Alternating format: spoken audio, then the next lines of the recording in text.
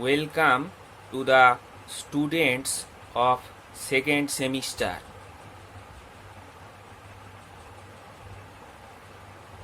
এখন আমি তোমাদের পরিবেশবিদ্যা বা কম্পালসারি এনভায়রনমেন্টাল স্টাডিজের ক্লাসে ইকোলজি অ্যান্ড ইকোসিস্টেম বা বাস্তুবিদ্যা এবং বাস্তুতন্ত্র নিয়ে আলোচনা করব।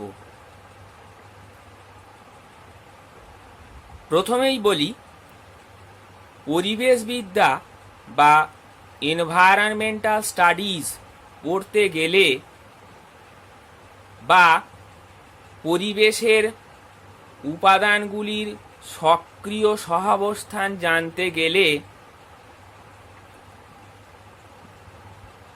বা পরিবেশ চর্চা করতে গেলে পরিবেশে কি কি রয়েছে, তারা কেমনভাবে আছে, তারা কি কি কাজ করে, সেগুলি সম্বন্ধে অবহিত হতে হলে আমাদের সকলকে জীববিদ্যা বা বায়োলজির একটি শাখার সাহায্য নিতে হবে। অর্থাৎ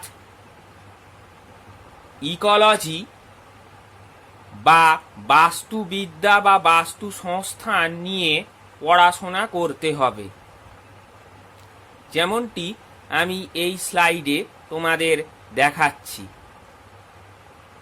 ইকোলজি এই শব্দটি দুটি গ্রিক শব্দ ওইকস এবং লগস কথার সমন্বয়ে তৈরি।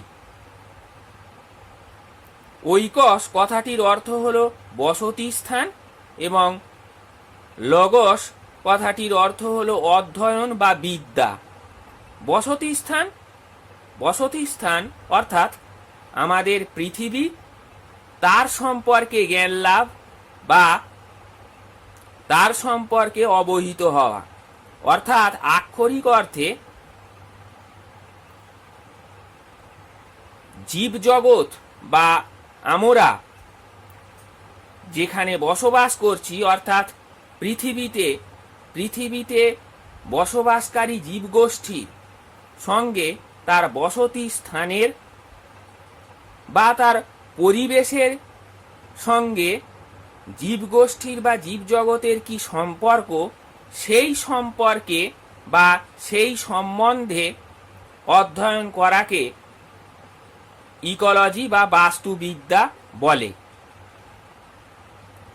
ইকোলজি এই শব্দটি কবে প্রথম ব্যবহার হয়েছিল সেই নিয়ে অনেক অনিশ্চয়তা রয়েছে। তবে আমাদের কাছে যেটুকু তথ্য আছে সেটুকু হলো এই রকম যে 1858 খ্রিস্টাব্দে বিজ্ঞানী হেনরি ডেভিড থরো প্রথম ইকোলজি শব্দটি ব্যবহার করেন। এরপর 1865 খ্রিস্টাব্দে জার্মান জীববিজ্ঞানী হান্স রাইটার ইকোলজি শব্দটি প্রয়োগ করেন তার লেখায়। কিন্তু এই প্রয়োগ করার কৃতিত্ব হান্স রাইটার এর কাছে না গিয়ে কৃতিত্বটি চলে যায় 1870 খ্রিস্টাব্দে জীববিজ্ঞানী আর্নেস্ট হেকেল যখন ইকোলজি শব্দটি তাঁর লেখায় প্রয়োগ করেন। কারণ তিনি অর্থাৎ আর্নেস্ট হেকেল তাঁর লেখায় প্রয়োগ করার সাথে সাথে একটি সম্পূর্ণ সংজ্ঞা দেন, যেটি হান্স রাইটার দেননি। আর্নেস্ট হেকেলের সংজ্ঞা অনুযায়ী যেমনটি আমি এখানে বোল্ড অক্ষরে লিখেছি, সেটি হলো ইকোলজি হলো পৃথিবীতে বসবাসকারী জীবগোষ্ঠীর মধ্যে পারস্পরিক অর্থাৎ তাদের নিজেদের মধ্যে যে সম্পর্ক এবং পরিবেশের সঙ্গে তাদের কি সম্পর্ক সেটা নিয়ে বিজ্ঞানসম্মত আলোচনা।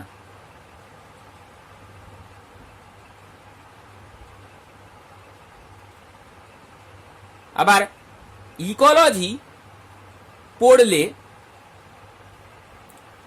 ইকোলজির মাধ্যমে পরিবেশ সম্পর্কে জানতে গেলে ইকোলজির একক নিয়ে পড়াশোনা করতে হবে, যাকে বলে ইকোসিস্টেম বা বাস্তুতন্ত্র, যেটি সম্পর্কে আমাদের এখন বিশদভাবে জানতে হবে।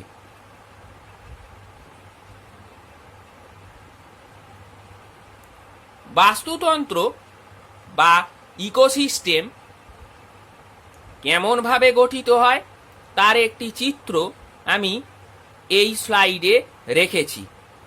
দেখো, প্রথমেই লেখা রয়েছে একই প্রজাতির জীবের সদস্যগণ। তারা জনসংখ্যা বা পপুলেশন তৈরি করে। কিভাবে তৈরি হয়? একই প্রজাতির জীবের সদস্যগণ যদি কোনো একটি নির্দিষ্ট স্থানে নির্দিষ্ট সময়ে বসবাস করে তখন তারা একসাথে জনসংখ্যা বা পপুলেশন তৈরি করে।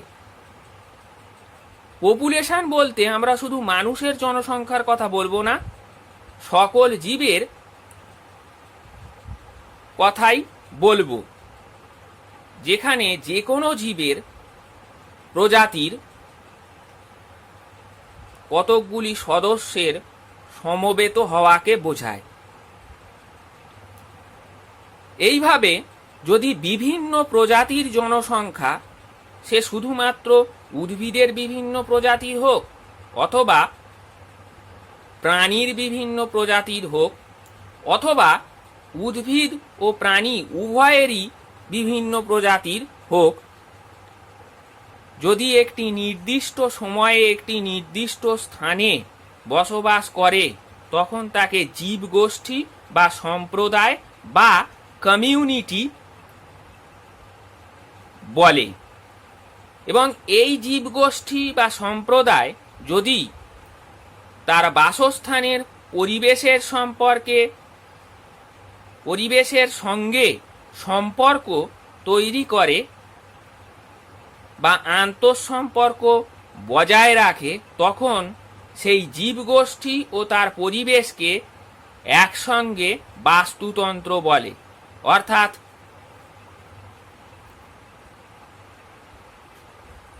বাস্তুতন্ত্রে জীব সম্প্রদায় হল পরিবেশের সজীব উপাদান আর তার জড় পরিবেশ একত্রে বাস্তুতন্ত্র গঠন করে। বাস্তুতন্ত্র এর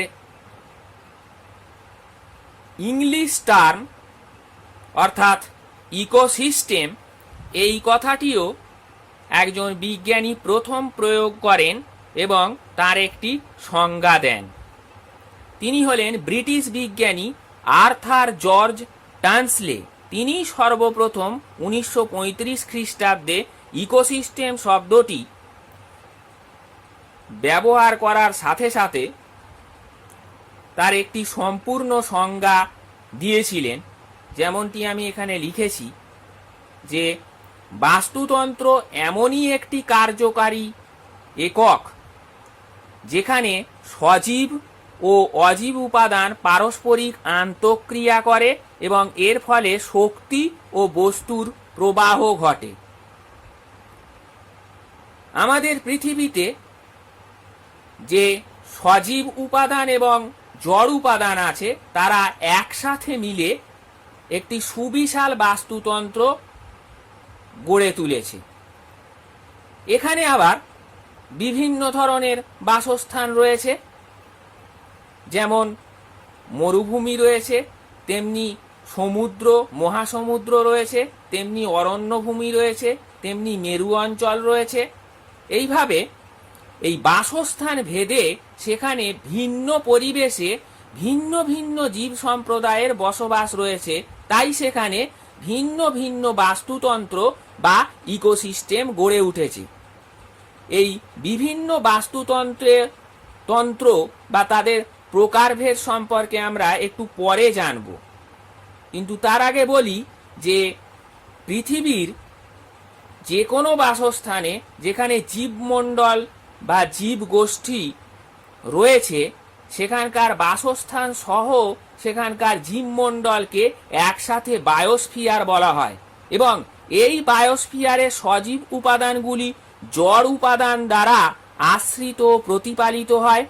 জড় উপাদানগুলির উপর নির্ভর করে জীবনকে চালিত করতে গেলে জীবজগৎকে নিজেকে অভিযোজিত হতে হয় বা খাপ খাইয়ে নিতে হয়।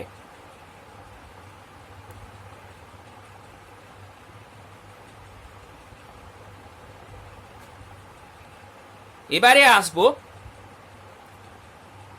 বাস্তুতন্ত্র বা ইকোসিস্টেমের গঠন সংক্রান্ত বিষয়ে।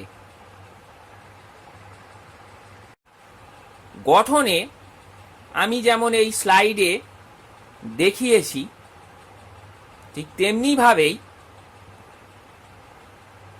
দুটি উপাদান রয়েছে। একটি হচ্ছে জড় উপাদান, ইংরেজিতে যাকে বলা হয় অ্যাবায়োটিক কম্পোনেন্ট।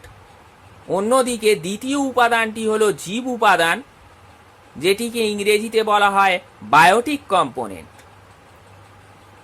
জড় উপাদান বা অ্যাবায়োটিক কম্পোনেন্ট আবার তিন প্রকার। প্রথমটি হলো অজৈব পদার্থ সমূহ, ইংরেজিতে বলা হয় ইনঅর্গ্যানিক সাবস্টেন্সেস, যেমন carbon, nitrogen, hydrogen, oxygen, sulphur, phosphorus প্রভৃতি। দ্বিতীয়টি হলো জৈব পদার্থ সমূহ, ইংরেজিতে বলা হয় অর্গ্যানিক সাবস্টেন্সেস, যেমন শর্করা, প্রোটিন, ফ্যাট। এবং তৃতীয়টি হলো ভৌত শর্ত সমূহ, যেমন আলো, উষ্ণতা, জলবায়ু, বাতাস, আর্দ্রতা এবং আরও অন্যান্য। অপরদিকে বায়োটিক কম্পোনেন্ট বা সজীব উপাদান, এগুলো গঠনগতভাবে তিন প্রকারের। প্রথমটি হলো উৎপাদক, ইংরেজিতে বলা হয় প্রডিউসার। দ্বিতীয়টি হলো বড় আকারের খাদক, ইংরেজিতে বলা হয় ম্যাক্রো কনজিউমার। এবং তৃতীয়টি হলো ছোট আকারের খাদক, ইংরেজিতে বলা হয় মাইক্রো কনজিউমার। উৎপাদক কারা? যারা নিজেদের খাদ্য নিজেরা উৎপাদন করে এবং এভাবেই তারা পুষ্টি পদার্থ সংগ্রহ করে। অবশ্যই তারা হলো সকল সবুজ উদ্ভিদ। অন্যদিকে দুই প্রকারের খাদক, যারা নিজেদের খাদ্য নিজেরা উৎপাদন করতে পারে না, তাদের মধ্যে ম্যাক্রো কনজিউমার বা বড় আকারের খাদক বলা হয় তাদেরকেই, যাদের খালি চোখে দেখা যায়, যেমন গরু, ছাগল, ভেড়া, বাঘ, পতঙ্গ, পাখি, মাছ, সাপ, ব্যাঙ, টিকটিকি ইত্যাদি। ছোট আকারের খাদক, এদের অবশ্যই খালি চোখে দেখা যায় না, অণুবীক্ষণ যন্ত্রের সাহায্য নিতে হয়। অর্থাৎ এরা হলো অণুজীব, যেমন ব্যাকটেরিয়া ও ছত্রাক।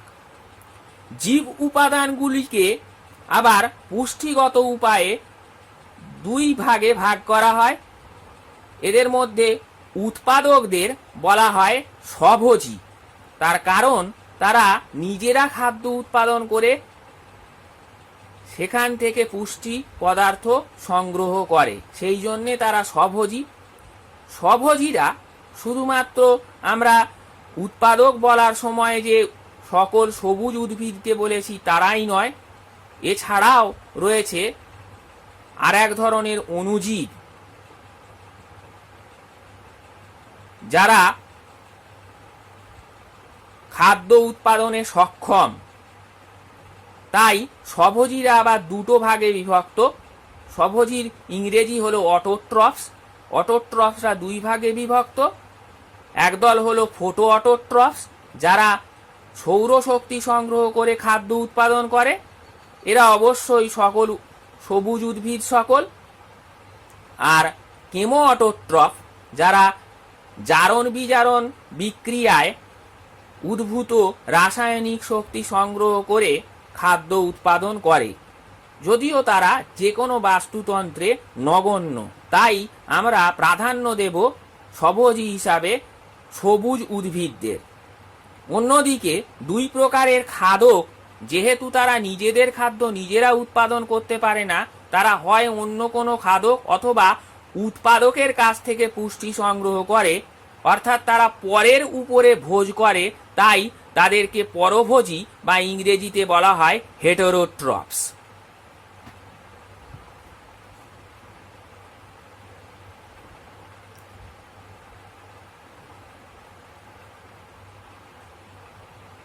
যদি বাস্তুতন্ত্রের বায়োটিক এবং অ্যাবায়োটিক কম্পোনেন্টগুলোর মধ্যে আমরা রিলেশনশিপ বা সম্পর্ক ভালো করে দেখতে চাই, তাহলে আমরা এই স্লাইডে একেবারে উপরের যে পাথওয়েটা রয়েছে সেটি একটুখানি লক্ষ্য করার প্রয়োজন রয়েছে।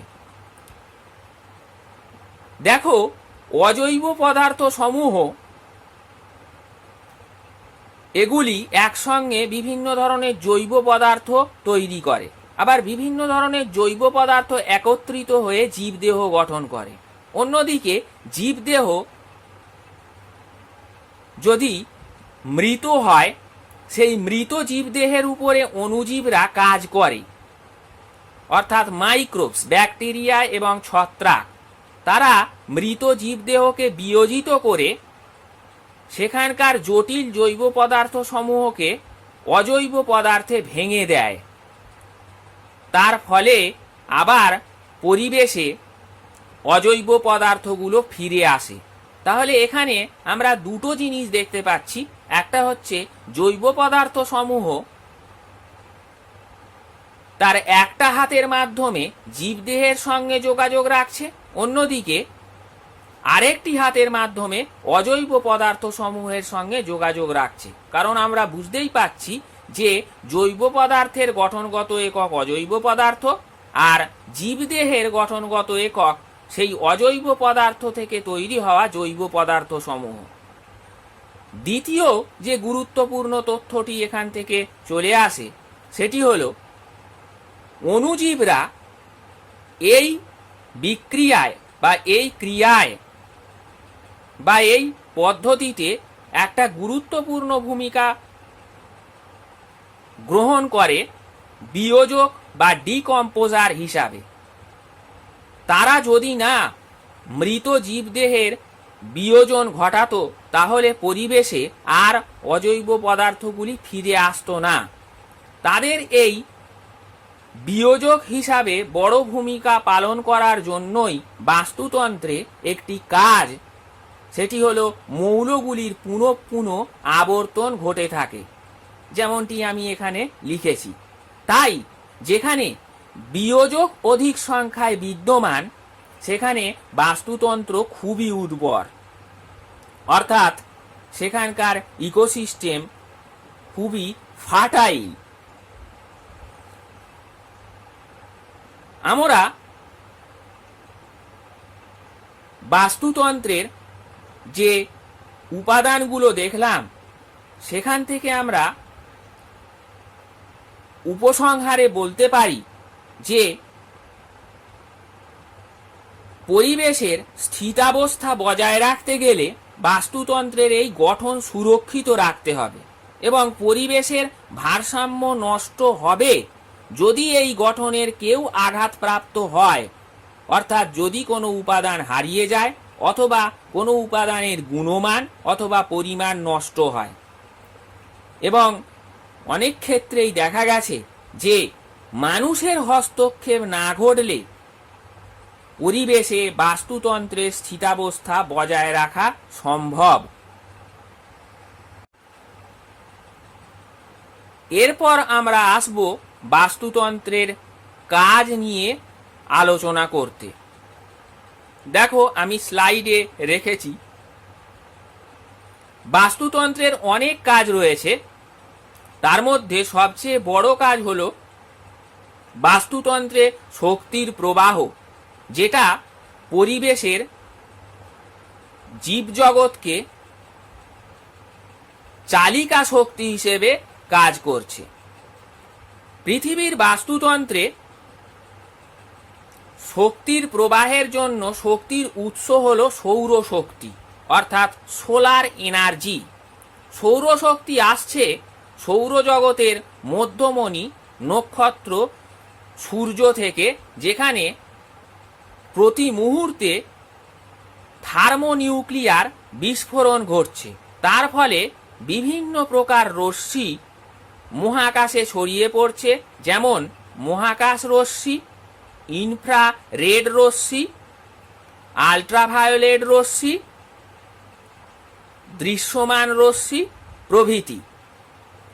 এদের মধ্যে কেবলমাত্র দৃশ্যমান রশ্মি ছাড়া বাকি সকল রশ্মি পৃথিবীর মধ্যে প্রবেশ করছে না, কারণ পৃথিবীর উপরে থাকা বায়ুমণ্ডল সেই ক্ষতিকর রশ্মিগুলির হাত থেকে জীবজগৎকে রক্ষা করছে। কেবলমাত্র দৃশ্যমান আলোক রশ্মি, যেটিকে ইংরেজিতে বলা হয় ভিজিবল লাইট, সেটি পৃথিবীর বাস্তুতন্ত্রে এসে পড়ছে এবং পৃথিবীর বাস্তুতন্ত্রের চালিকা শক্তি হিসাবে কাজ করছে।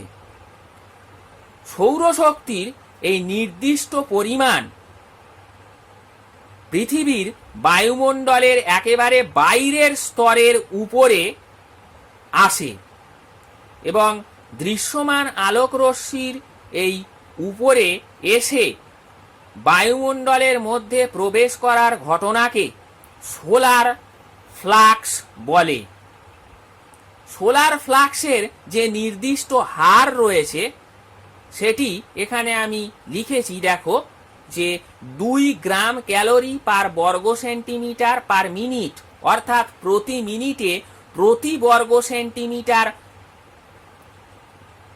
বায়ুমণ্ডলের উপরে 2 গ্রাম ক্যালোরি হিসেবে সোলার ফ্লাক্স হচ্ছে এবং এই হারটাকে বলা হয় বা এই রেটকে বলা হয় সোলার ধ্রুবক বা সোলার কনস্ট্যান্ট।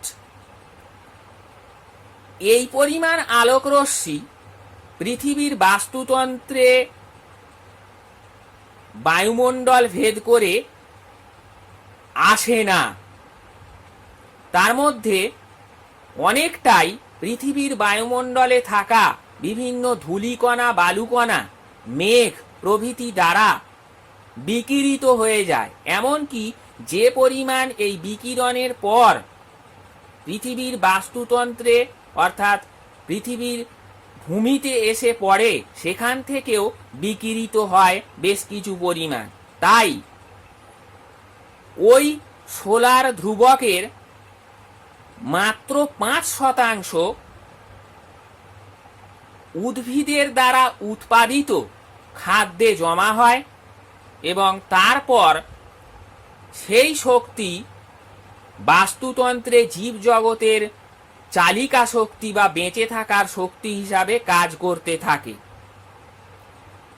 পৃথিবীর বাস্তুতন্ত্রে একমাত্র উদ্ভিদেরই সক্ষমতা রয়েছে সূর্যের আলোক শক্তিকে রাসায়নিক শক্তিতে রূপান্তরিত করে খাদ্যের মধ্যে জমা করার।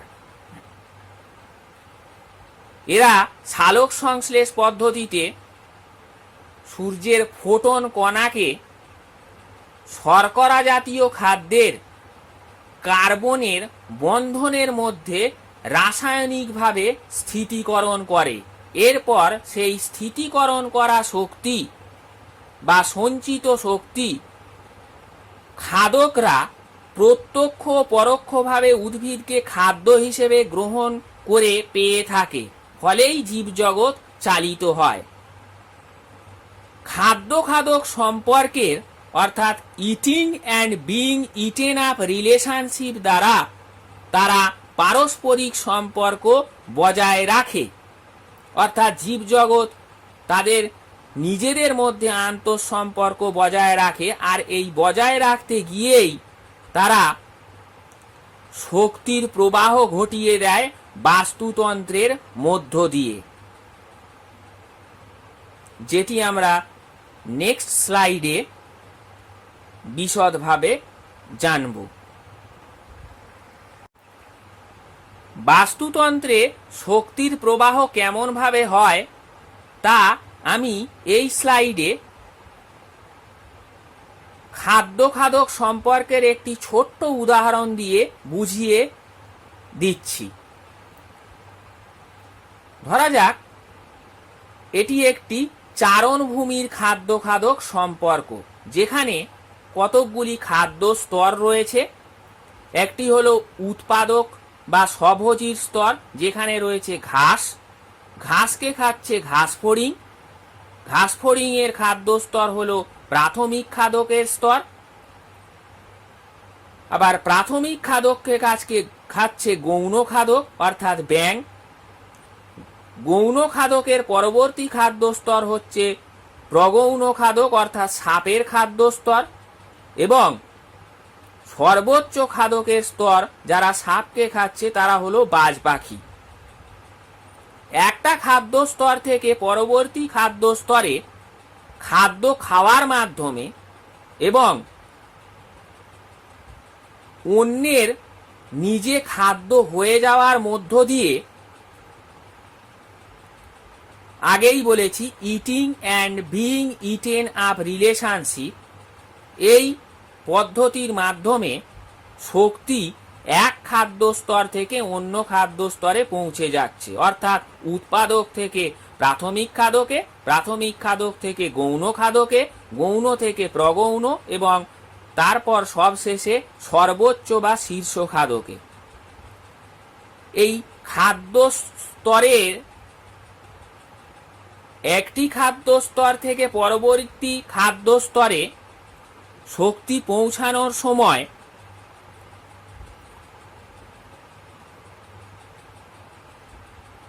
কোনো একটি খাদ্য স্তরে যে পরিমাণ শক্তির স্থিতিকরণ হয় সেই সবটাই তার পরবর্তী খাদ্য স্তরে পৌঁছায় না, কারণ কোনো একটি খাদ্য স্তরে সেখানকার জীবদের রক্ষণাবেক্ষণের জন্য শক্তির একটা বড় অংশ ব্যয় হয়ে যায়। তার ফলে তার পরবর্তী খাদ্য স্তরে অবশিষ্ট শক্তি অর্থাৎ কেবলমাত্র 10%, দেখো আমি এখানে লিখেছি, যেটা পরের খাদ্য স্তরে পৌঁছয়। এই ব্যয়িত শক্তি কোনো খাদ্য স্তরের জীব আর ফিরে পায় না।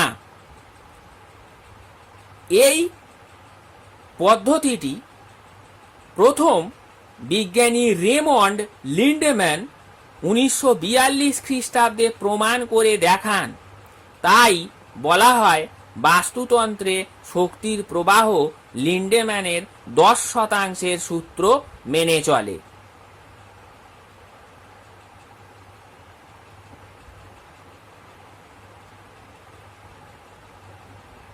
তাহলে বাস্তুতন্ত্রে শক্তির প্রবাহ যেহেতু প্রতিটি খাদ্য স্তর থেকে শক্তি পরবর্তী খাদ্য স্তরে যাওয়ার সময় ওই শক্তি প্রথম খাদ্য স্তরে আর পুনরুদ্ধার করা যায় না, তাই আরও একটা গুরুত্বপূর্ণ তথ্য বলা যায় যে বাস্তুতন্ত্রে শক্তির প্রবাহ সবসময় একমুখী হয়।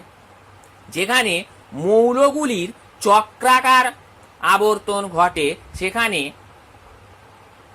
Flow of energy is unidirectional, অর্থাৎ শক্তির প্রবাহ একমুখী। শীর্ষ খাদ্য স্তরের শক্তি শ্বসন বা তাপ শক্তি হিসাবে ব্যয় হয়ে যায়, অথবা তার কিছু অংশ শীর্ষ খাদকের মৃত্যুর পর বিয়োজকে চলে যায়, সেখানে তা তাপ শক্তিতে পরিণত হয়, কিন্তু সেই শক্তি বা তাপ শক্তি আবার গ্রহণযোগ্য হিসাবে উৎপাদক স্তরে ফিরে আসে না। সেই জন্যই শক্তির প্রবাহ হয় একমুখী। আমরা শক্তির প্রবাহ ব্যাখ্যা করতে গিয়ে খাদ্য খাদকের মধ্যে যে সম্পর্ক পড়লাম, এই সম্পর্ক একটি চেন বা শৃঙ্খল আকারে রয়েছে। এই চেন বা শৃঙ্খলকে বলা হয় খাদ্য শৃঙ্খল বা ফুড চেন। কিন্তু এই খাদ্য শৃঙ্খল আমরা যদি কোনো বাস্তুতন্ত্রে যাই, তাহলে পরপর যেমন আকারে আমরা পূর্বের স্লাইডে দেখলাম তেমন আকারে পাবো না। অর্থাৎ খাদ্য শৃঙ্খল বা ফুড চেন বাস্তব নয়। বাস্তব হলো খাদ্য খাদকের সম্পর্কটা কোনো একটি বাস্তুতন্ত্রে নেটওয়ার্ক বা ওয়েভ আকারে থাকে, যাকে বলা হয় খাদ্য জাল বা ফুড ওয়েভ। কেন ওয়েভ আকারে বা নেটওয়ার্ক আকারে থাকে? কারণ যদি চারণভূমির কথাই ধরি, তাহলে সেখানে উৎপাদক হিসাবে কেবলমাত্র এক ধরনের ঘাসের প্রজাতি নেই, অনেক ধরনের ঘাসের প্রজাতি রয়েছে। আবার ওই বিভিন্ন ধরনের প্রজাতিকে নিরামিষাশী বা প্রাথমিক খাদক যারা খায় তারা এক ধরনের প্রজাতি নেই। সেখানে শুধুমাত্র ঘাস ফড়িংয়ের প্রজাতি বিভিন্ন নেই, আরও অন্যান্য নিরামিষাশী বা হার্বিভোরাস প্রজাতি রয়েছে। আবার এই পতঙ্গ শিকারী প্রাণী শুধুমাত্র সেখানে ব্যাঙের প্রজাতি নেই, আরও অন্যান্য প্রজাতি রয়েছে। আবার ব্যাঙকে শিকার করে এই ধরনের প্রাণী শুধুমাত্র সাপ নেই, আরও অন্যান্য প্রাণীর প্রজাতি রয়েছে। তেমনিভাবেই সাপ অথবা ব্যাঙকে শিকার করে এই ধরনের পাখি শুধুমাত্র সেখানে বাজ পাখি নেই, আরও অন্যান্য পাখি রয়েছে। এই বিভিন্ন প্রজাতির খাদ্য খাদকের সমাবেশ একটা জাল আকারে বাস্তবিক রূপে কোনো বাস্তুতন্ত্রে থাকে, যেটি আমি এই স্লাইডে ডান দিকের ছবিতে দেখিয়েছি। তাই আমরা কোনো বাস্তুতন্ত্রে ফুড ওয়েব বা খাদ্য জাল পাবো, কিন্তু খাদ্য শৃঙ্খল পাবো না। তবুও আমরা খাদ্য শৃঙ্খল নিয়ে পড়াশোনা করব, কারণ যদি শক্তির প্রবাহ বা খাদ্য খাদক সম্পর্ক সহজভাবে জানতে হয়, তাহলে এই জটিল ফুড ওয়েব থেকে কতকগুলো খাদ্য খাদককে আলাদা করে নিয়ে আমাদেরকে সহজভাবে বুঝে নিতে হয়। এই খাদ্য খাদক সম্পর্ক আবার বাস্তুতন্ত্রে ক্ষেত্রে যদি তাদের একটা গ্রাফিক রিপ্রেজেন্টেশন প্রস্তুত করা যায়, তাহলে বাস্তুতান্ত্রিক পিরামিড বা ইকোলজিক্যাল পিরামিড তৈরি হয়, যেটি আমি বাম দিকের ছবিতে রেখেছি। সেখানে দেখা যাচ্ছে যে এই পিরামিডের ভিত্তি বা বেস হবে চওড়া এবং শীর্ষ হবে সূচালো, যেখানে ভিত্তিতে থাকবে একেবারে নিচের দিকে উৎপাদক আর শীর্ষে থাকবে শীর্ষ খাদক। নিচ থেকে উপরের দিকে ধীরে ধীরে পিরামিড সূচালো হয়ে যাবে। কিন্তু এখানে একটা কথা বলতেই হবে, পিরামিডের যে বিভিন্ন ধরন রয়েছে বাস্তুতান্ত্রিক পিরামিডের, যেমন সংখ্যার পিরামিড, জীবভরের পিরামিড এবং শক্তির পিরামিড, এর মধ্যে কেবলমাত্র শক্তির পিরামিডই আপরাইট হয়ে থাকে, অর্থাৎ শীর্ষ সূচালো এবং ভিত্তি চওড়া হয়। তার কারণ শক্তি যখন পিরামিডের এক খাদ্য স্তর থেকে পরবর্তী খাদ্য স্তরে পৌঁছয়, তখন আমরা আগেই বলেছি যে শক্তি লিন্ডেম্যানের 10% সূত্র মেনে চলে। শক্তি প্রতিটা খাদ্য স্তরে ব্যয় হয়ে যায় একটা বড় পরিমাণে এবং 10% হিসাবে পরবর্তী খাদ্য স্তরে পৌঁছায়। সেই জন্যে শক্তির পিরামিড আপরাইট হয়ে থাকে।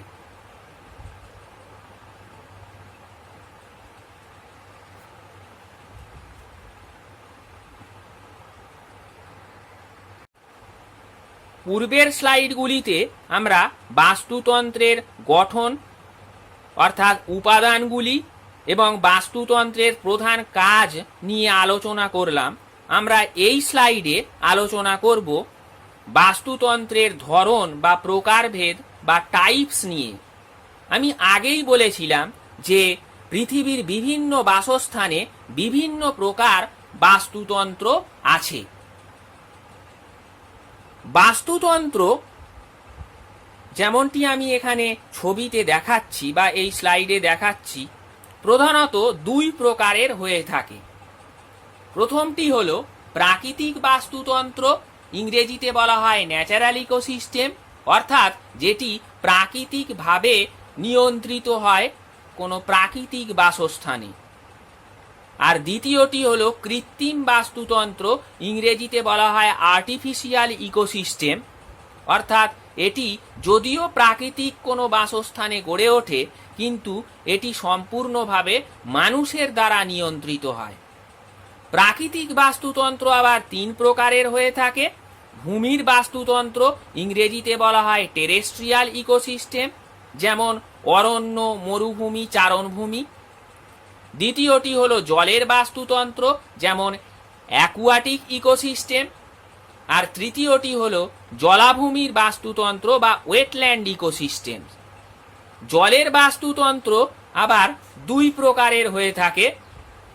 প্রথমটি হলো স্বাদু জলের বা মিষ্টি জলের বাস্তুতন্ত্র, ইংরেজিতে বলা হয় ফ্রেশ ওয়াটার ইকোসিস্টেম।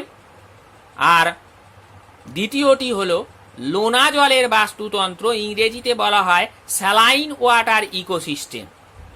স্বাদু জলের বাস্তুতন্ত্র আবার দুই প্রকারের।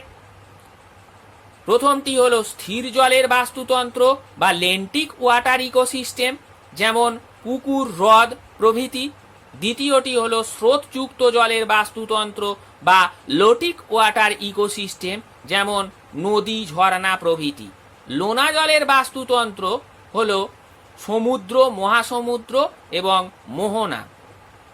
অন্যদিকে জলাভূমির বাস্তুতন্ত্র বা ওয়েটল্যান্ড ইকোসিস্টেম, যেমন ম্যানগ্রোভ, মার্শ, বগ, ফেন প্রভৃতি। জলাভূমির বাস্তুতন্ত্র ভূমির বাস্তুতন্ত্র এবং জলের বাস্তুতন্ত্রের মধ্যেকার ট্রানজিশনাল জোন বা ইকোটোন হিসাবে কাজ করে থাকে। কৃত্রিম বাস্তুতন্ত্র বা আর্টিফিশিয়াল ইকোসিস্টেমের উদাহরণ হল ক্রপল্যান্ডস, অর্থাৎ ধান ক্ষেত, গম ক্ষেত প্রভৃতি। তার কারণ, মানুষ যদিও এটা কোনো একটা প্রাকৃতিক বাসস্থানে তৈরি করে, সেখানে একটি সময় বীজ বপন করে, তারপরে সেখানকার শস্য খেতে উদ্ভিদ বড় হয়। মানুষ তার প্রয়োজন মতো সেখানে জল এবং অন্যান্য শর্তগুলো আরোপ করে। তারপর একটা সময় মানুষ সেই শস্য কেটে নিয়ে চলে আসে। শস্য খেতে শস্য উদ্ভিদ বাড়ার সাথে সাথে সেখানে বিভিন্ন প্রকার জীব প্রজাতির সমাবেশ ঘটে।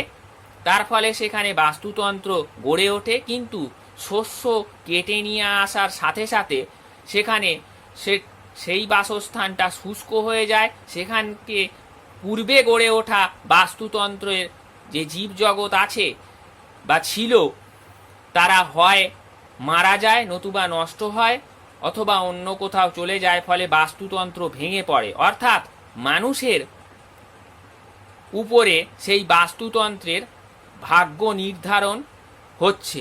তাই আমরা ধান ক্ষেত বা গম ক্ষেতকে বলবো কৃত্রিম বাস্তুতন্ত্র।